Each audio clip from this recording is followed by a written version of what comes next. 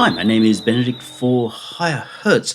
In this video, which has a companion article, and these two are not going to be quite the same as each other as some of the other videos have been, because obviously we've got different abilities in tripering versus actually being within our DAW. What we're looking at in this video are the parts of a song, verses, choruses, screaming guitar solos from Slash while standing on a piano, all those bits and pieces that go together to form the structure or arrangement of a song or a piece of music. It's really important to have a good arrangement. There are people who make a very good living never being known in the public for being arrangers. And what they do is they look at songs and go, if we did it this way, if we added this bit, took that bit, modified that bit, we would get a better result. And songs that don't have good arrangements tend to struggle, if not die. There are quite a few instances of songs that have been released and not done very well. Someone else has come along, made small alterations. Sometimes it's a small thing, seemingly even trivial thing, that will then have that song transition from being You Also Ran, or a total loser in the situation, to actually being a hit. So there are quite a few examples. One of the most famous for rewrites and reworks is what we know as Frank Sinatra's My Way. Initially written by a French fellow or two, Paul Anka did a re-go and got a little further ahead with it, and then I'm really not sure who redid it with regards to Sinatra, and it fired, and My Way became his signature song and super famous. There's a whole documentary on that song and its travels and what it took. Other contenders for that are Hooked on a Feeling. BJ Thomas wrote the song. It's a nice song, but it didn't super fire. And then a band with a dubious name, Blue Swede, took the song, put Ooga Chugga on the beginning, and it went to be a novelty hit. And then it was a novelty hit again with The Dancing Baby with Ally McBeal, largely because of the addition of the Ooga Chugga, which actually has nothing to do with the song, but the new arrangement fired. Bruce Springsteen from his first album, Greetings from Asbury Park. Several songs on the Asbury Park album were picked up by Manfred Mann, the former doo-wah-dee guy, and given rearrangements, new treatments. And while not everywhere, the Blinded by the Light song actually became a very solid hit and radio staple, particularly in Australia. The new arrangement took this song that didn't dent the charts at all to being something that was on rock and roll radio for 10, 20 years. The only difference was it was a new arrangement. Different singers, what have you, but it was a new arrangement that made the difference. Laura Branigan, her hit song Gloria, had already been released by an Italian fellow and it hadn't done very well. They rearranged that a bit and boom, it exploded. Another one which is quite fascinating, and I don't know all the details of the differences, but Aha's Take On Me. That was the third time they had released that song. First two releases just didn't fire. Third one, boom. People try to say it's the video. Yeah, the video helped. But there is something amazing about that song, and I believe it's more in the arrangement than anything else. So these are examples of how if we rearrange the way we present our story, we can really have a big impact on how our story is perceived, and therefore our song can transition with little change to the real nuts and bolts of the song to a big perceived difference. We'll start, as usual, with the big mistakes, the things that we need to avoid. Number one is that I see a lot of songs that are presented with no form. And by song, I also mean music, instrumental. There is no form in them, as in nobody's stopped to really think, well, what's the story we're telling?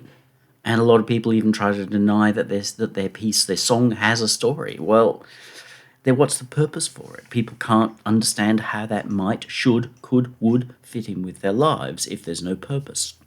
So without a structure, without an arrangement, then it's just a blob. And there's no real reason for people to understand it, let alone want to come back and play it again. That's your job. Want people to play it again. Enough, hopefully, that they pay for it. So, really important. Have a very conscious and deliberate arrangement. If you're going, oh, well, that doesn't matter, or oh, I downloaded this music bed beat off the internet, so somebody else has done that for me. Yeah, you've got no structure. Really important, you must have an arrangement, or your song will just feel broken and not work. And that's sad. I've encountered lots of things in songwriting groups or hip hoppy type people, trappy people who've just downloaded something and it's like there are some cool things about the song. The song could be interesting, but lack of a structure just makes it too hard, wander away, which is a waste. The next one is being the complete opposite, being overly rigid about form, going, well, I read that there's this form. Max Martin used it to make 47 hits for Britney or whatever. Rigid, technical kind of idea. And the thing is, the structure or the arrangement really needs to be as unique as the song. And so while some people will go, well, but, it worked for 47 Britney songs, therefore it must work for me, their song probably isn't the same as a Britney Spears song. In which case, that arrangement either just plain doesn't fit. If we took the technical, literal arrangement of Oops, I Did It Again, and then grabbed a song by a metal band, trying to be very, very different here. My usual pick here is always Cannibal Corpse, because there's nothing quite like Cannibal Corpse for a little bit of fun. Then if we took that arrangement and applied it to a Cannibal Corpse song, we would probably find that it didn't make sense anymore. So don't go assuming there's a formula that if you apply it, you've got to understand how the song works, the story that it's telling, and match that. Saying there's a formula, if I apply the formula thoughtlessly, is just as bad as not having any arrangement structure at all. You've broken your piece. And the third one really is related to the first two, but I section it out because it's super important and I see so many people fail with this. Your song has to have an ending. If your track doesn't have a clear, definite, decided ending to it, way that it finishes, and in doing so it encourages people to come back. And I don't mean saying at the end, please like and subscribe. That's just stupid. Unless you find a super clever way to do it. An example there being Zig Zig Sputnik. If you listen to their Flaunt It record, it's got adverts through the middle. They broke a lot of conventions in that record, but it's a stunning piece of work because, in great part, they broke the conventions. Other people tried to copy it and they fell flat on their faces. Another record that was similar in breaking a lot of conventions at that time was Frankie Goes to Hollywood, Welcome to the Pleasure Dome. A lot of odd things were done on that record, including covers of Springsteen songs, but it works. It's a stunning piece of work with a tremendous audacity. My point there being that you can do anything so long as you do it with courage and confidence, but make sure your ending has courage and confidence. If you write a song or you don't bother fully writing your song, as in you just let it trail away at the end, or quite literally, oh, well, the loop finished playing so I just walked away, don't expect people to come back. You're saying my song's not finished, I'm not finishing it, I don't really care to finish it, and people won't want to buy into your story. That's like watching 2/3 of a movie and it stops. Netflix decides to give up the ghost and you're never allowed to see the last bit of the movie. You will feel unfulfilled for the rest of your life. Even if it's a pretty ordinary kind of movie, there'll always be that hole. Do not do that. Make sure there's a good ending for your song. We'll now separate out and look at the parts. There are lots of different terms for these different parts. So if you've got a different term, doesn't mean we're talking about a different thing. I've tried to sort of lump them together into broad terms, which is far easier to deal with than having like 400 trillion pedantic and ultimately pointless things. Again, I really stress, there are suggestions and they do not come with a capital R under the word rule. There really is only one rule in music, in art, and that is get the story told right. These are merely suggestions or possible things that you can do. We'll look later at some song structures, actual songs, and you'll see that often these rules were broken, and sometimes to surprising but great effect. So broadly speaking, our parts of a song will tend to be an introduction, a verse followed by a chorus. There may be a pre-chorus or a break after that. Breaks are commonly used all over the place. We commonly go back into another verse, a chorus, a bridge or middle eight, which is your solo or point of difference. Sometimes there can be several sections to that bridge or middle eight, and then an ending. Sometimes there's chorus, but we must have that ending. There needs to be a very definite sort of an ending. Otherwise, as I say, people feel unfulfilled and your song has created a hole in their life. That's not going to make them want to do it again. A song needs to make people feel good. And that means we need to add a little bit of tension, but ultimately they need to leave happy. If we went to see Die Hard 1 through 37 and we get most of the way through and then Bruce Willis gets killed, how likely are we to go to see number 38? Well, not at all, because it didn't work out in a way that made us happy. So the reality is, no matter how many Die Hard movies there are, Bruce has to kill everybody before we get to the actual bit where he kisses the girl and we all get to go home. Let's dig in, and in this case, in the video, with the advantage of being able to play inside the door, so we can look at these things a little more closely. We'll start with the verse. It sounds a little like this.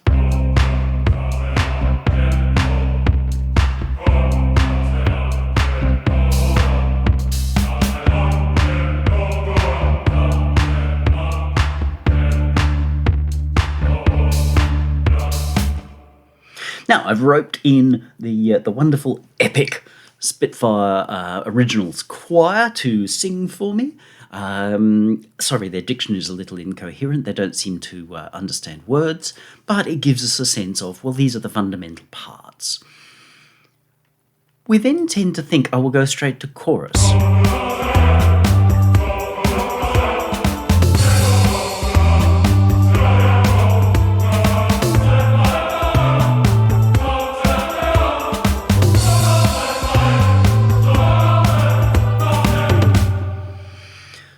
Note the obvious things there. There's quite a leap in energy here.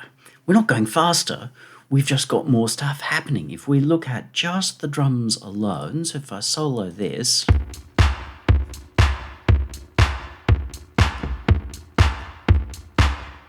it's pretty sparse.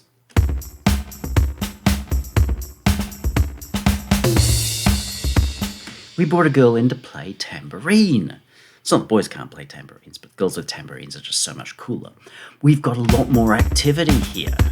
Note how we've swapped this clap for snares and stuff. So we've added a lot more action. Plus, if we listen to just the bass, I don't have an actual chord progression written out here. Go watch the video, read the article on chord progressions, but it's all implied.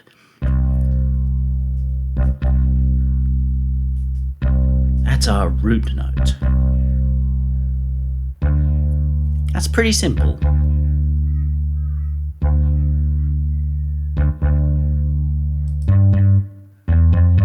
Oh, exciting. Notice also that it has lifted. We've moved up our fretboard. In this case, I've used the tried and true, pretty safe root note here and using the fifth. So seeing we're in C major because it's the only key ever worth using, then our chorus is actually in C major but rooted in G. It's moved, and that has this sort of sense of being related but being an overtone thereof. I have not changed key, I've merely said, well, we're starting in there, but we're kind of rooting ourselves here. And they are a super comfortable combination. Really, really easy. Now, songwriters, many songwriters, quite wisely, start with the chorus. The chorus is the bit that people are more likely to remember and sing along with. So if we have a song, let's say, for example, The Clash's Rock the Casbah. Now I encourage you to YouTube it and go and watch it. I've tried to always choose examples that you can YouTube in most countries. I'm deliberately choosing something you may not know. It was a hit and it was solid on radio for a long time. Rock the Casbah, rock the Casbah. Okay, a Casbah being a market in the Middle East. Why are we singing about that? But there's something cool about that line. It's got a good hook. Another example, of course, being the Beatles' I Wanna Hold Your Hand, which is, well, pretty asinine as such, but it's universal. Rock the Casbah doesn't seem as universal, but they managed to make it universal, especially bearing in mind the whole Lebanon thing was a big deal at the time. We still have issues with the Middle East and everybody being friendly, so there is still something universal about Rock the Casbah. So they got this hook, this idea. Another example in the written article is Brian Ferry's Slave to Love. A slave to love, I'm a slave to love. Obviously, I am not Brian Ferry or necessarily even using the right notes, but there's a cool hook in that idea of being a slave to love. We all have some comprehension of that. So a songwriter often starts by going, here's the real emotional center, the real hook of my song. And they will write that out here. That's the words. Once you've got that, and it's going to imply a melody. Because when you sing your words, they should imply a melody. If you sing your words all on a monotone, then you don't have a melody. There's going to be a difficulty with that when it's delivered. So commonly you start here, and that's the up bit. It's the refrain, as in we keep singing that bit over and again. Because we've got no words here, we can't use that as an example, but I want to hold your hand. We keep singing that bit. Or rock the Casbah, rock the Casbah. That's a refrain. We keep using that. If you're starting there with your lyrics, definitely the right thing to be doing, because then you've got it, and then you go to your verses, which tell the story. Why do I want to hold your hand? I really don't remember the lyrics, but the verses give us some reason as to why we want to hold this person's hand. Nor do I remember all the lyrics for Rock the Casbah. Drop your bombs between the minarets down the Casbah way. Cool. It's about bombing things. What's better than that? The intro lines for Ferry's Slave to Love. Bear with me a second whilst I research this again. Okay, tell her I'll be waiting in the usual place. Tell her I'll be waiting in the usual place. Again, not Brian Ferry or even singing the right notes, but they're the first lines in Slave to Love. And they draw us in. They start to build the story of what's happening, why this guy feels like he's a slave to love. Straight away, he's like, tell her I'll be waiting in the usual place. Okay, he's waiting for her. Therefore, he's being forced to do something, which makes him the slave to her and his love for her. The verses want to actually fill in details of this story. I know there's a tendency to write gibberish verses. I've done a few as joke songs, and then people go, but your songs are not very good. It's like, yeah, it's a joke. It's meant to be not very good. I'm laughing at this tendency for people to write gibberish. You've got to make it make sense.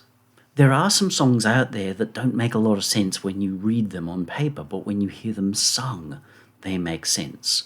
It's important that your verse adds depth and sense so that when we hit this chorus, now one of the most famous choruses in, we'll broadly call it rock, so you don't need to tell me it's country, in Stand By Your Man. Okay, That's an incredibly powerful chorus. But the reason it actually holds power is because we know what the words are about, because it goes through 3 or 4 verses before it even gives us that chorus. That chorus is not till the end of the song. Really look at the structure of Tammy Wynette's Stand By Your Man, and you're going to go, that's not how Taylor Swift does it. Fine, but it needs those verses to tell the story of this woman. And then when Stand By Your Man comes in, it has such emotional punch. So use your verses to give sense to your chorus. Even though your chorus may have been written first, as in Rocking the Casbah, and then the bits about dropping bombs between minarets. Oh, we're rocking the Casbah with explosions. Now we've got 2 layers of meaning on Rock the Casbah. Rock the Casbah is in rock and roll, and Rock the Casbah is in boom. We've got multiple layers of meaning. So your verse, we don't want to pull out all the stops, run it at 11. We actually want to run the first verse fairly thin.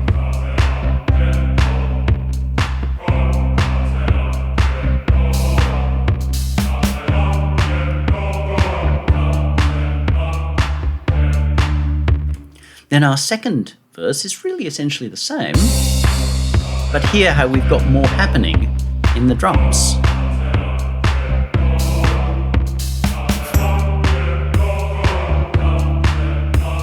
Ooh, a ride.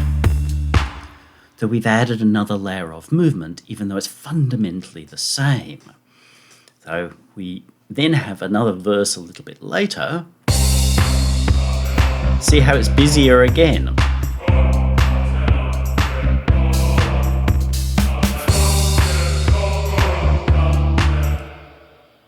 Really important. We need to constantly be building something.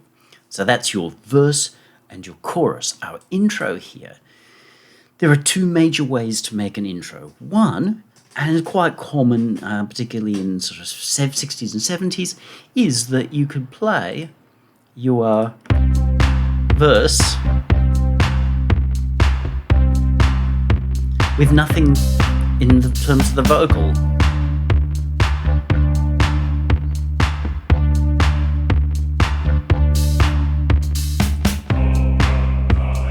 And that could be the intro to our song. It's not always the most elegant way of doing it, though. The other alternative is to make something arresting that just stands out. Just be aware that if you make something that stands out, as it transitions into the main song, so your first verse, it has to make sense. So if I put in something here that was, kazoos and bazookies, then when we hit this first verse and none of them are there is no point to it. So commonly, a song will use a little from column A, a little from column B. So we might extract some of what's happening later in the piece and push it forward. Here, you see that the verses are 8 bars long, and in this case, it's only 4 bars long.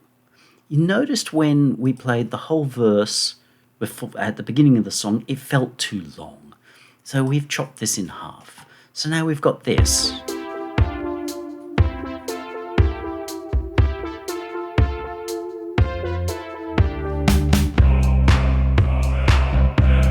Now I've taken that from the break.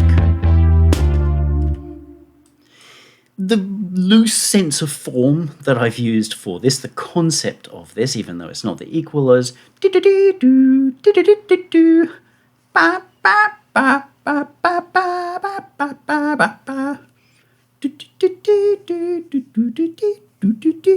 so things like Final Countdown, Jump, Send Me an Angel, they have these great arresting melodic leads in them. And we've shown this early. Notice how simple I've kept the drums here. It's possible to hammer straight in with a more complex sort of a thing. Let's drag that out and just clone this over here. But the problem is we don't have a build. We might have gone, oh, but now I've got everything going at once, but we don't have a build. Here, the brass line should be interesting enough to say, this sounds cool. We start to edge those drums and particularly the bass in, and then suddenly, ooh, this makes sense.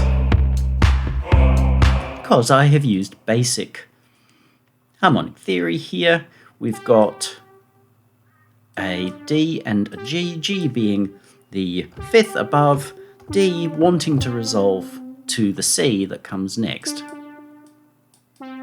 So, very simple. I don't want to get too far into that, but our intro needs to show some of what's going to be in the song. No point presenting the beginning of your song sounding like Celine Dion and then hammering into Cannibal Corpse, because people are going to be confused.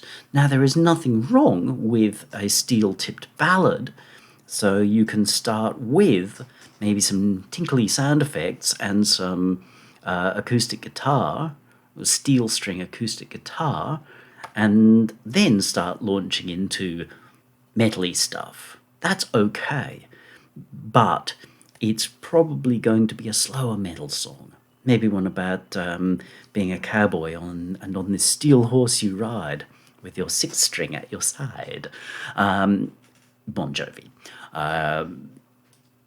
Metallica have done it. Everybody's done it. Candlemass did it. Their first record, Epicus Doomicus. Metallica starts with Solitude, which is that sort of format and actually has a whole vocal verse at the beginning.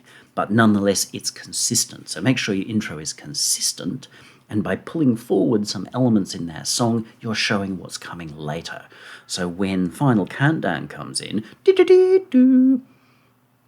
that shows us exactly what's in the song. Yes, there is actually an intro before that, which is a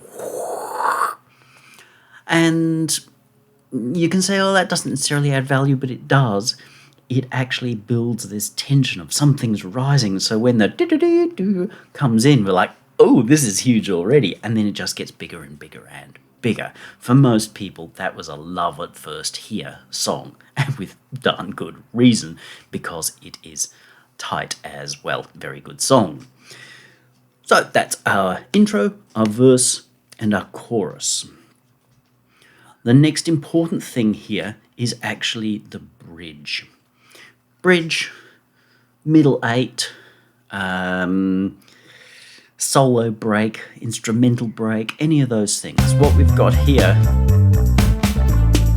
that's different.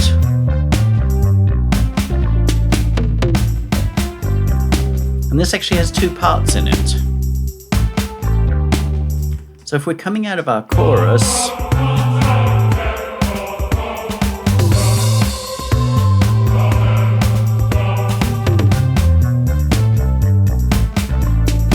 hear how we've suddenly broken the format that we've got. We've got our verse and our chorus seeming quite similar. They've got this, this is their pattern.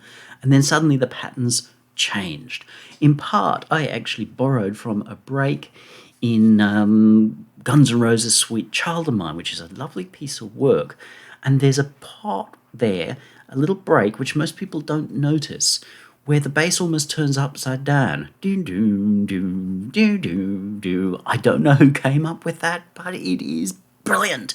You pay money to get that. I mean, maybe Duff is that good, but maybe somebody in the production team or some guy sitting in a bedroom in Nashville said, here, do, do, do, do, do is the way to go. And that little break when it comes in the song is just, oh, that is wonderful. So the idea of your bridge is to introduce something new, but it's not random new. It must be an evolution of what you've got. In music, we use what's called variation. I've spoken about this quite a few times before, and I will keep doing it, in that you might have your basic melody, but a variation is something based around that. That's a variation. We've got the same 1, 2, 3, 1, 2, 3, but it's in a different spot. Another variation could be 1, 2, 3. It's the same notes, but the timings are different, is another variation. So our bridge wants to be built on some kind of variation that extends what we've got somewhere, and somewhere interestingly different in that we go, oh, because the bridge is the actual conclusion of the song. Not the end, but it's the conclusion. It's the bit where we have the big epic fight, and Bruce's shirt is very, very dirty. And he's probably got glass in his feet, and lost his little shooter, and he's having to deal with the last couple of baddies. This is that big build and conclusion, and so it wants to stand out as being a little different.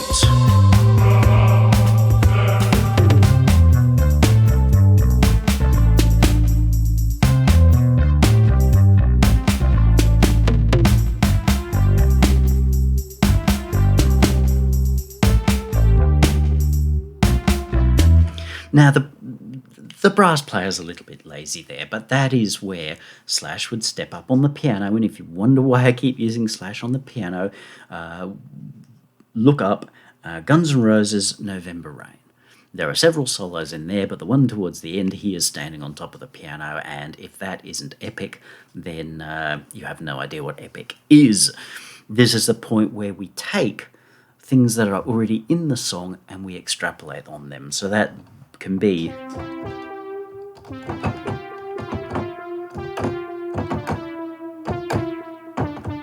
see, that's where we run away with and we make more of it. This is the actual climax, the top of our piece, the resolution of our piece. I'm falling into a break here, which gives that same riff, but notice how stripped we've gone. It's actually the drum pattern from the beginning in this instance. We're giving people a break. In the original Die Hard movie, Bruce feels like he has dispatched the last of the bad guys. And we're like, oh, okay, that's cool. And he's outside talking to the policeman who helped him, and his wife, not wife, whatever, is about. And that's this little break here where all seems good. But what happens? In that movie, suddenly one of the crazy guys who we think we've dispatched comes running out of the building and is about to shoot someone or other, Bruce or his wife, not wife. And the policeman who's helped him actually pulls out his gun and he shoots the guy. That's a second ending. So the break gives us the, like, oh, we've had all this new information, time to process it. And then it's just restatement. Not unusual to have extra parts in this. So if we've got one backing vocalist, normally we might have 12 backing vocalists here at this point. We bring in the choir. I want to know what love is. I want to know what love is. Which is Foreigner, and a stunning piece of work, even though Luke Graham didn't like the song and was bored, and you can actually hear it if you pay attention closely.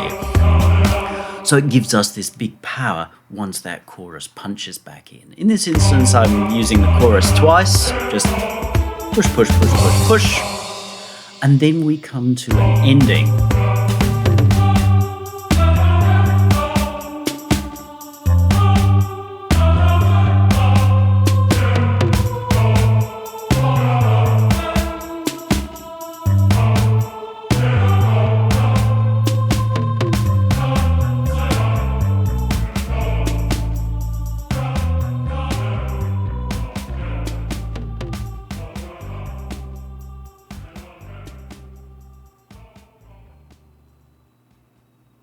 And that uses a classic fade. Some people are quite nasty about fades, but they're not necessarily understanding them. A fade, when done well, is a tremendous asset to a song. We've got this material and we want people to feel like it goes on. And if the song's written well, you don't want it to stop. So the fade allows you to ease out without having the song stop. Because at this point, we want people to want to do this ride again. You know, go to Disneyland, you get on the ride that makes you throw up, you hop off the ride and you go, I'm going to do that again. This is what we need to do as songwriters. This is not a perfect example of an ending, in part because, well, my singer doesn't use words, but you notice how it's got some elements of the chorus and then some elements of the bridge. I've just borrowed. I've not tried to introduce new material here. You can, but you don't necessarily need to. This isn't about a formula, it's just being aware of what we're trying to achieve. But we've got some different material, and this is commonly where a singer will do what's called ad lib. It's from Latin. Basically, it means make stuff up as you go along. And good singers will sing things which are related to the chorus. Or rock the Casbah, yeah, we're rocking the Casbah, yeah, the Casbah is such a rockin' place because we're rocking it. You add this kind of stuff. I won't pretend to be any good at that, but that's ad libs, not ad lips. That's called kissing. Ad lib, go look it up. That's a common enough technique where you add an extra line in there that's different. Sometimes a singer will go up above singing an extra line. Like, oh, I love you. Yes, baby, I love, love, love, love, love, love, love, love, love, love, love you. Whilst maybe a chorus or some other simpler line is being sung underneath. And it adds a lot of cool to what's going on. You can have instrumental stuff, so guitars can just keep soloing and loping away and going off further and further here. And I'm using the fade. The other main options there is the big finish, done. That's using a perfect cadence more often than not, which is our finish like that. There are fancier ways of doing it, but that's essentially what it is. Go watch the chord progression thing, which talks about that. You do that right at the end, and everyone's like, oh, isn't that wonderful? It finished perfectly. That's the big finish ending, often with cymbals and stuff. There is a hang, where we can have our...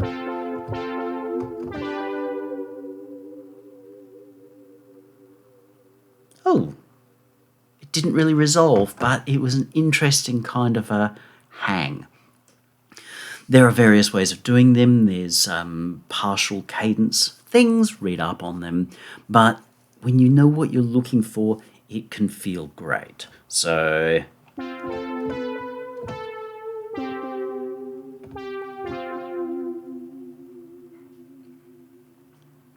but it needs to feel finished. If it doesn't feel finished in a special kind of a way, if the hang isn't adding value, don't do it to be clever, because it just feels broken. The other one is a cold cut. It's just a sudden ending, which is going to be hard to show here, but... and it stops. No sort of hanging over or anything. Often they're done with just turn the level right down. Now, do not think that a cold cut's an easy way to end a song. You need to really be aware of what you're doing, and it has to add value to the story. And then I was riding my horse and I died. Cold cut. Can make sense. But, ooh, I love you, baby. Ooh, I love you, baby. Cold cut. That doesn't make sense. It just means that you couldn't be bothered to finish the song. So, endings, really super important. It is possible to have a song that's a little limp, but with a really strong ending. You may not release it as a single, but as an album track. After people have heard it a few times, they're going to know that it finishes nicely, and they will be happy to hear it in the running order of that record. Maybe even come to feel like the rest of the song is a lot stronger than it possibly really is, because it has a great ending. There are plenty of times where you watch a movie and it's a bit, ooh, but the ending's nicely done, so you walk away happy. They've dug themselves out of potentially wasting an hour and a half of your life by giving you a happy ending, and you go like, oh, that's cool, isn't that wonderful? I feel good now. So focus on your endings, super important. Let's have a look. We've looked at a layout here. Probably the most common layout that you will see people write out is intro, verse, chorus, break, which is our middle eight, chorus, ending. We've looked at something a little bit more complex here, but this gives us all of the bits and pieces to make a complete song. Again, there is no rule to say that this is the format or any particular format that if you use it on everything it's going to work. It doesn't work. Let's look at some examples and how they work out. Again, you can YouTube these and listen to them, and I would strongly encourage you to. If they're not to your personal genre preferences, get over that. Listen to why these songs work, because they work in part through their arrangements. First one, country singer Gary Allan in year 2000 released a really charming record, Smoke Rings in the Dark, and there is a track that wasn't released as a single that is super fun. Not so much the first time you listen to it, but once you've understood what the song offers, it is always a joy when it comes up next. The song is called Sorry. Guy has his girlfriend leave him, and she goes, "Oh, sorry. Sorry, sorry, sorry." The refrain being sorry this, sorry that, sorry the other. Goes around a couple of times. He loses, I don't know whether it's the same girlfriend or different girlfriends, I really can't remember, it doesn't matter. And then there's a turnaround. So the structure that we've got there is an intro, a chorus, the first verse, the second verse, a chorus, a post-chorus, so it's a break. Then we've got another verse, a break, and then verse 4, and this is what I'm calling a turnaround. In music, turnaround actually just means the getting back to where we were before. So if we are rooted here, we've moved ourselves up here, we've got to get back to there. So that little travel is called a turnaround. I refer to a turnaround in lyrical terms as being, we were going in this direction, but in this verse 4, what happens is that Gary meets his ex, the one who kept saying sorry, but now he's gotten himself a better girlfriend. She's prettier, she's nicer, she's all the things that he would want, and his ex-girlfriend has said, "Oh, maybe we can get back together sometime," and he goes, "Yeah, sorry," and he uses all the same lines back to her.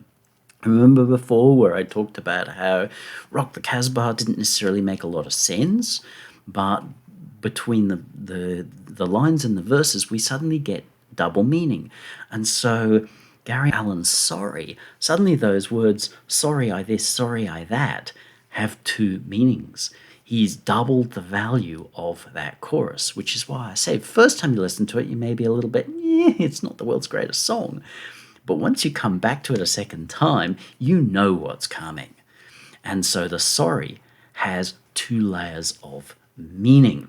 So he gives us this verse 4, which turns the story around. It puts another angle on it.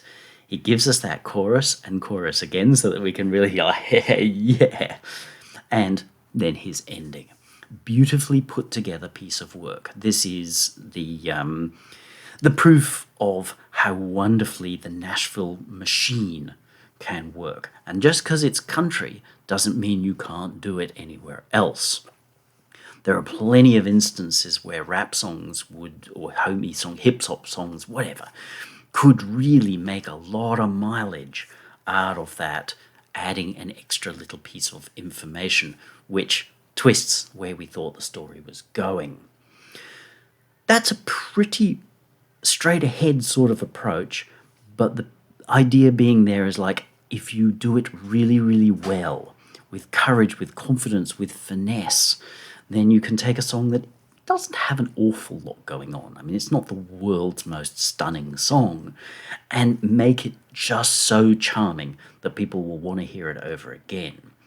Here's another one, though. Bruce Springsteen's I'm on Fire. Out of his 1984 Born in the USA record, this one was released as a single. The heavyweight songs had already come off that album, so the Dancing in the Dark and Born in the USA and what have you.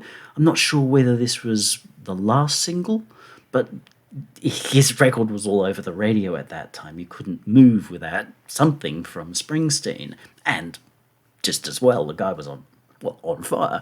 But I'm on Fire is a funny one. Let's look at what we got. We've got an intro, a verse 1, and then a refrain. It's not really a chorus. He just goes, "Oh, I'm on fire," at the end of a verse. It's like that's part of the verse. And then he has another verse which ends with, "Oh, I'm on fire." And okay, fair enough. Then there's a break, a little bit of stuff, and then he comes in, sings another verse, which doesn't finish quite the same, and then it's I'm on fire. Oh, I'm on fire. Now, it sounds terrible when I do it because I am not much of anybody's singer. But when Bruce does it, the combination of Bruce, who's a tremendous singer, whether you like his voice or not, he's a tremendous singer, and of course the E Street Band, who were generally considered the best backing band in rock at the time. It's possible that George Strait's Ace and the Whole Band were as good by then, but because they were country, people sidelined them. But between E Street and Ace and the Whole, there aren't many backing bands that are better because everybody knows what they're doing. We've got this kind of small song that doesn't appear to have much in the way of structure. It's the same the whole way through, but because they know what they're doing. So then we build from that sort of little double refrain into the climax where we add just a little bit more stuff, and then Bruce is primarily ad-libbing. So just adding a little bit of movement around his concept. It's a short song. It's about 2.5 minutes. It kind of doesn't go anywhere. It's just this little thing that appears, but it was a joy to listen to on the radio, and it's a tremendous piece of work showing this is essentially the format that a lot of hip-hop trap people are trying to use.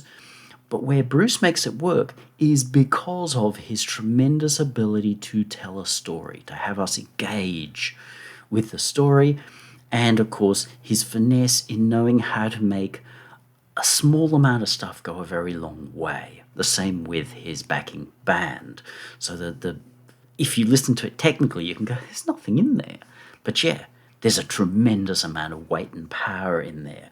So we can make a song that fires, and that song helped sell even more copies of Bruce's record. We can do it oddly. And then the third one we'll have a look at is one that it was a surprise hit, a minor hit, but for people who got it, it was like, wow, this is cool. And it's Gary Clayle, Human Nature. Gary Clayle came out of the On You Sound System, and the On You Sound System were a bunch of guys who were highly in demand as bass players, remixers, Adrian Sherwood, Doug Wimbish. A whole pile of these guys worked together, often under the name of Tackhead, and they helped Gary Clayle, who was part of that collective, to make a record. And the song is a basket case on paper. I started writing it out, and then I actually stopped because there was no way I was realistically going to be able to make sense of it. It was easier to make sense of Gary Allan's Sorry, intro, verse, chorus, what have you. Here, intro, intro, intro, break, intro, pre-chorus. Does this guy have any idea what he's doing? And then finally, at about 1.5 minutes, we get what seems to be a verse. Oh, he's singing something. Okay. And then there's a pre-chorus and then another verse. Pre-chorus, chorus, refrain. Oh, there's something wrong with human nature, nature, nature, nature. And then there's what might be a middle eight, or might be something else. We get Lana Pelle, I've got a pistol in my pocket and it's pointed at you, coming in, singing this sort of strange bit. Not that bit, that was her hit from some years before.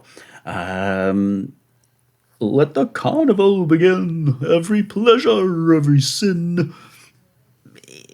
It's sort of tangential to what's going on, but it's this extra little bit that comes in somewhere around Gary Clayle going again, there's something wrong with human nature, nature, nature, nature. Being dubbed, there's lots of dub delays, and it just gets crazier and crazier as we go, hence my saying I just gave up and, well, repeat to fade. But when you listen to the song, if you're open-minded, it makes perfect sense. Its bizarre structure, based on pretty conventional songwriting like the Gary Allan Sorry, this Gary's got a very strange song, but it's really rather cool. Now those guys, as I've said, they were highly in demand either as session players or as remixers. They knew what they were doing already, but they did it their way. So this is a great example of saying there isn't one formula. Matter of fact, you can almost throw the formula out the window, because what Gary Clough's record does is that it obeys the big R rule of get your story told. And if we're open-minded and take in his Human Nature song, or really that whole record, which is just like this, it's a mishmash of things, it all makes perfect sense in its own way. And that's why, for people who liked it, myself, like the first time I heard the song, I was like, oh, that is cool. You know, there was a lot of really straight, boring house music, and then, oh, hello, that's cool. I still listen to that record today. It's a really cool piece of work. So, big reminder that it's not one way. You can use any way, but understand that despite the fact that the On-U sound system making the record seemed to be all over the place, they worked out how can we help Gary Clough tell his somewhat fractured story in each of these songs, and it works as a result. This is a really important thing, to know that there is no one way. There are lots of different ways. Now, some broader advice too for those who've been good and stuck this far. Obviously, we need a structure. If we don't have a structure, our song makes no sense. We need the right structure for this song. Not for the right structure for all songs, the right structure for this song. Another example we can give is Eminem's Lose Yourself. That song works really, really well. A lot of people who are not into Eminem or the rappy stuff or whatever liked that song. It was very well put together across the board. All the elements work together to make a song that comes across as very coherent, despite the fact that in many ways it perhaps isn't. But it works, and it helps Eminem tell the story of his tossing his mum a spaghetti because he's nervous about going out and doing battle on stage, but ultimately he realizes that you've just got to go, well, lose yourself, let go of the ego, throw yourself into the moment, and the crowd will rise with you. On your M, you're right, dude. That's another great example of finding the right structure for that song to make it work, and it was a hit, and it helped sell the film, which is actually a pretty good film. Not the best rock and roll film, but a pretty good film all round. So have a structure, but don't be too rigid about your structure. Modify your structure, adjust your structure as you need to tell your particular story in this instance. Because simply going, oh, well, all rap songs look like this, therefore I'll apply that, is a good way to make a song that breaks, that just doesn't make sense in its own unique way. Work with others. Note that Gary Allan's song, which is actually written by several different people, who did what, I don't know, but chances are they had a few people work on that song either within the confines of making that record, or a few people had sat down over time and worked on that song to make it come together. Work with others. My advice very strongly here is work with people who are as good as or better than you. You don't want to work with people who are as bad as you. You want to work with people who are better than you. I know a local songwriter. I don't know what her songwriting is like, to be perfectly honest. I think that she is definitely on the better side of good.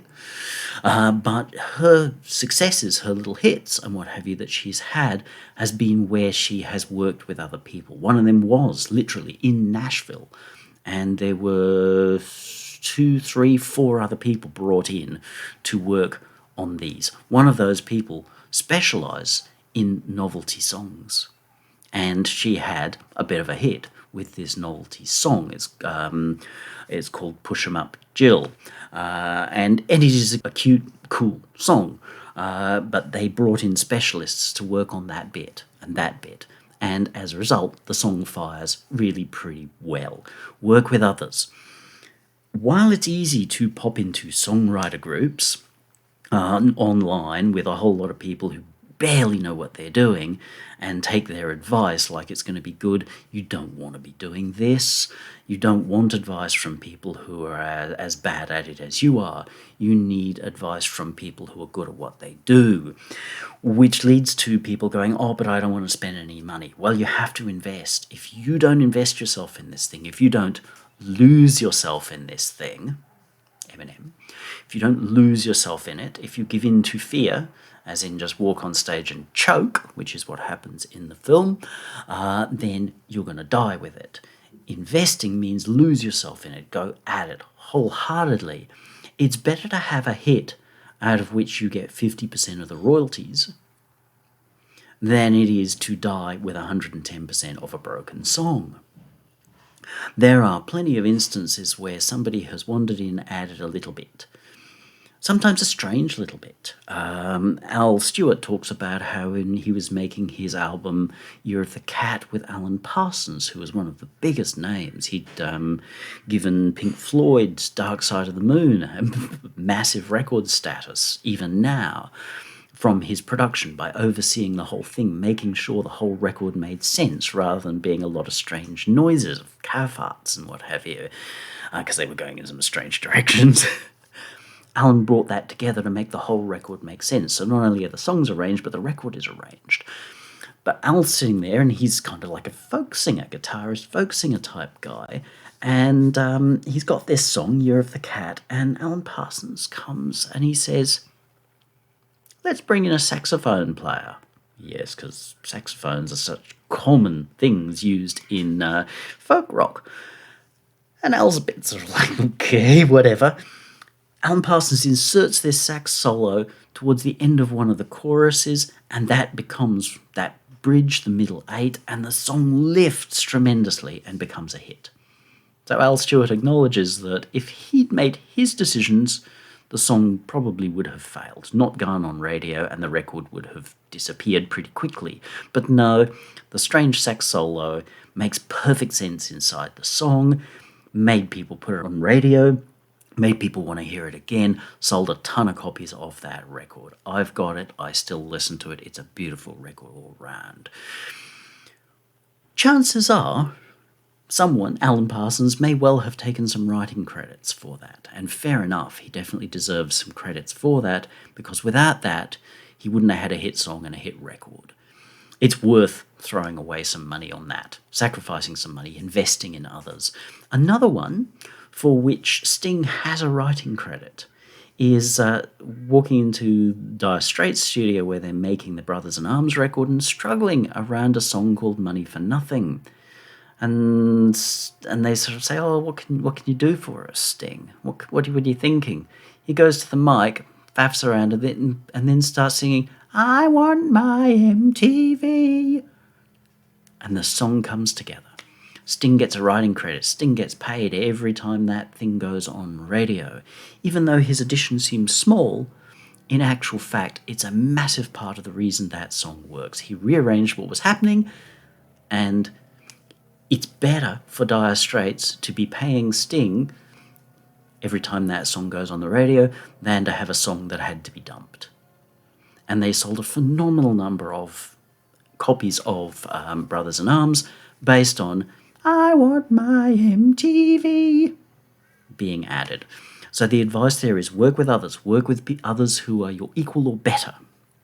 Don't work down, because these people will only give you poor advice and you get dragged down where they are at. If you want to rise, if you want to succeed, work with people above you. It may take a little bit to understand what they're talking about, because remember, they work on a different level from you. And that's cool. That's where you want to be. And then you want to keep working your way up until you can be in that situation that Sting just happens to be in the studio next to you, and you can go, hey, Sting, come over, listen to what I'm doing. And then he might wander in and go, I want my MTV. Next thing you know, you have a hit that's still on the radio 40 years later. Yeah, you're losing a little bit of money to Sting every time it goes on the radio, but guess what? You're earning a lot of money every time it goes on the radio.